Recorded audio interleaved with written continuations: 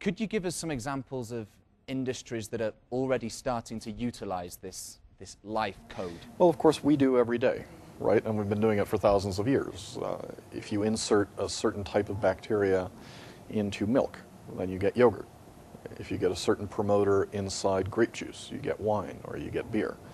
What we're now doing is we're doing this to make vaccines. We're doing this to make advanced textiles. DuPont has bought Pioneer Seeds, and that's the largest single driver of new earnings at DuPont.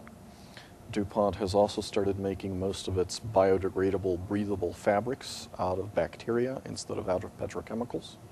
Toyota is now making plastic parts for its vehicles out of life science products. And General Electric is getting 17.5% of its total income off of life science products. So would you say that genomics and biotechnology could potentially have an important part to play in some of the big global issues that we're facing today? You've mentioned energy, global warming, for example. How would you see the implementation of this new technology to solve these big macro issues? Well, I mean, for one thing, we can start altering the carbon balance. Look, 86% of the energy we consume comes out of hydrocarbons. And there are different ways of burning those hydrocarbons. So you can take off a mountaintop and strip mine and get coal and put that into an electric plant, which is coal-fired. That's the greatest single source point of greenhouse gas emissions today.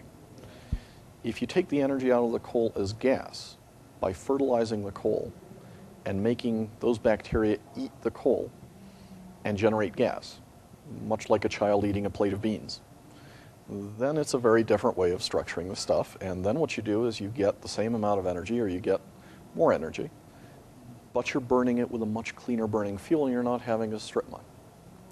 If you have bugs that like to eat sulfur, well, then you clean up part of the heavy crude that's sitting out there. And by the way, that's not a bad business. It's about $14 a barrel.